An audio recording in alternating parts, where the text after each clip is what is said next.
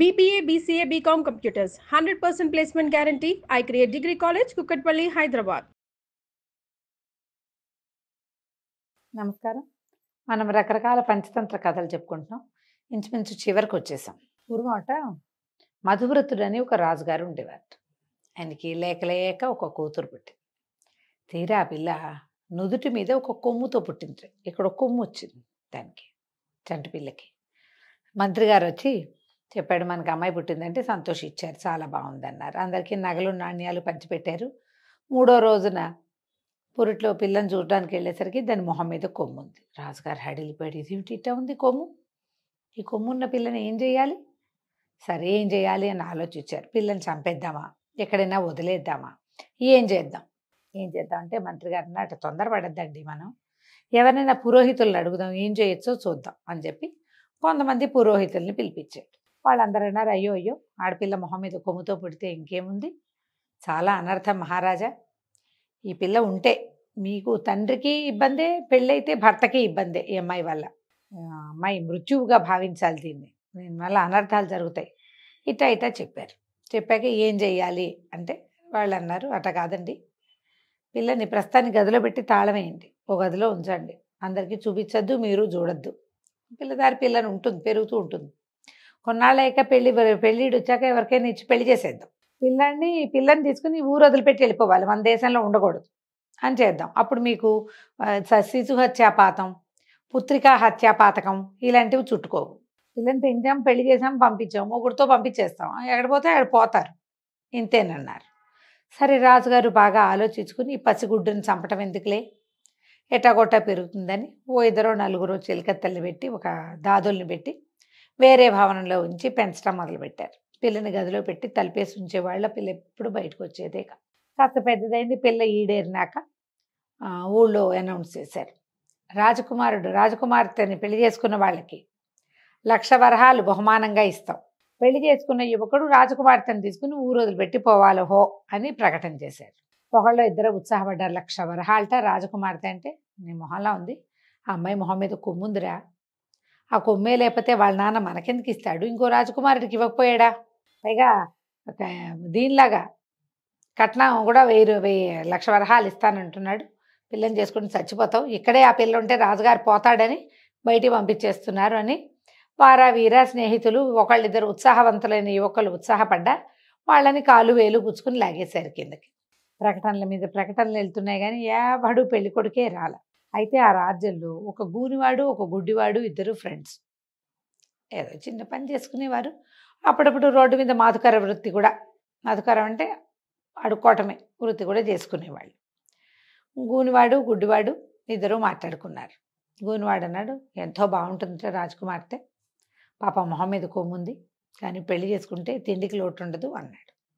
గుడ్డివాడు అన్నాడు, సరేలే నేను చేసుకుంటా, పోని 1,00,000 వరహాలు వస్తాయి కదా, మరి ఇన్నాళ్ళు నేను అడుక్కునేటప్పుడు నువ్వేగా నాతో సాయం ఉన్నావు, ఇప్పుడు పెళ్లి చేసుకున్నా కూడా నువ్వే సాయం ఉండు, సగం పంచుకుందాం, నాకెటాకు కళ్ళు లేవు, ఆ అమ్మాయి అందగత్తో ఇంకోటో దాని మొహాన కొమ్ముందో దాని వీపు కొమ్ములు ఉన్నాయి, ఎవడు చూడబోయాడు, నాకు తెలియదుగా, కనపడదు కదా, అంధుండి కాబట్టి నాకు కనిపించదు, కాబట్టి పెళ్లి చేసుకుంటాను, నేను చేసుకుంటాను, మరి నువ్వు నాతో పాటు ఉండమని అన్నాడు. సరే గూనివాడు గుడ్డివాడు ఇద్దరు ఓకే అంటే ఓకే అనుకున్నారు. సై అనుకుని రాజుగారి దగ్గరికి పోయారు. వెళ్ళాక రాజుగారికి చెప్పారు, అయ్యా మీ అమ్మాయిని నేను పెళ్లి చేసుకుంటాను అనగానే రాజు ఆశ్చర్యపోయాడు.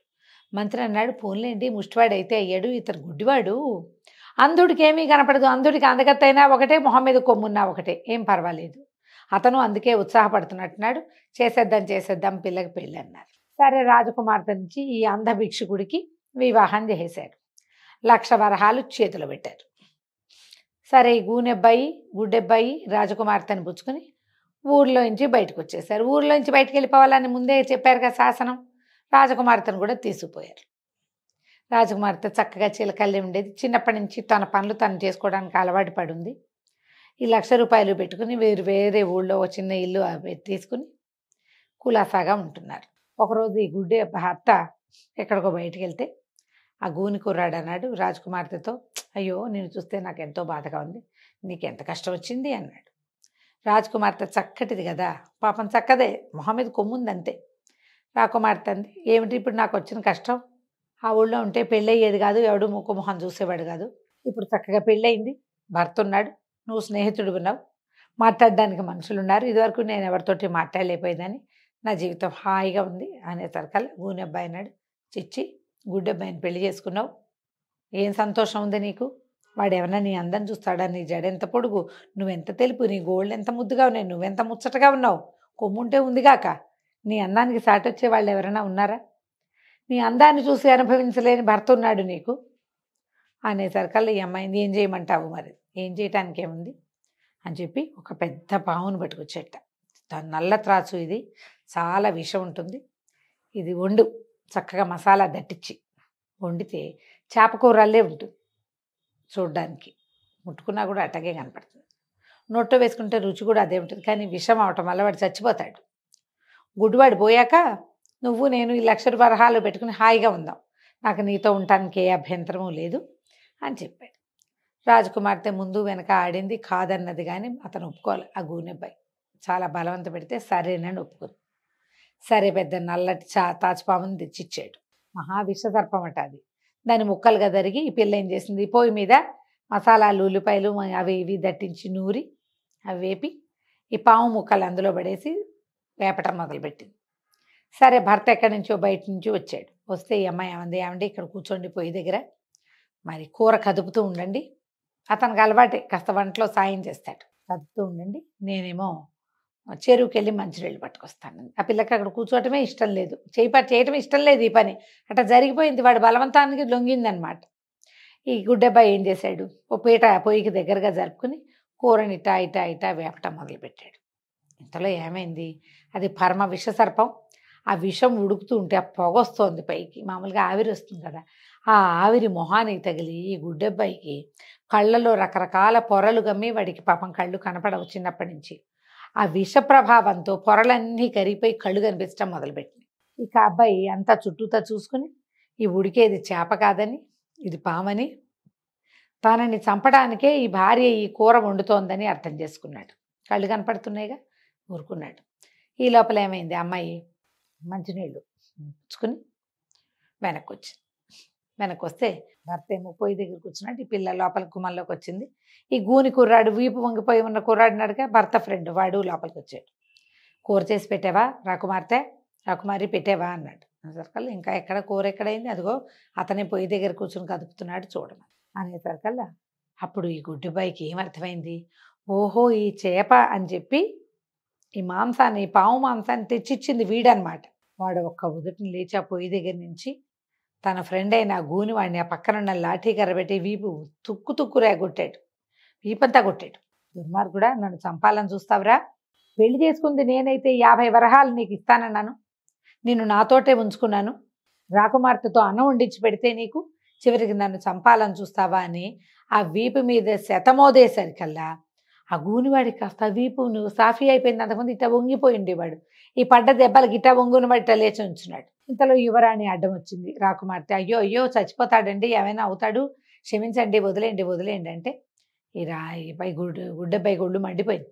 నీ వల్లే కదా, వీడు చిన్నప్పటి నుంచి స్నేహితుడు, నాకు నీ మీద ఆస్తోటి నాకు శత్రువు అయిపోయి నన్ను చంపడానికి చూస్తున్నాడు అని చెప్పి ఆ కర్ర పెట్టి అమ్మాయి మొహం మీద కొట్టాడు. కొట్టేసరికల్లా ఈ ముందిట కొమ్ము పెరిగింది కదా, అది పళక్కమని విరిగిపోయింది. కొమ్ము విరిగిపోయింది, కొమ్ము లేదు, ఇంకా మొహం మీద ఊరికే మచ్చలే ఉంది అంతే.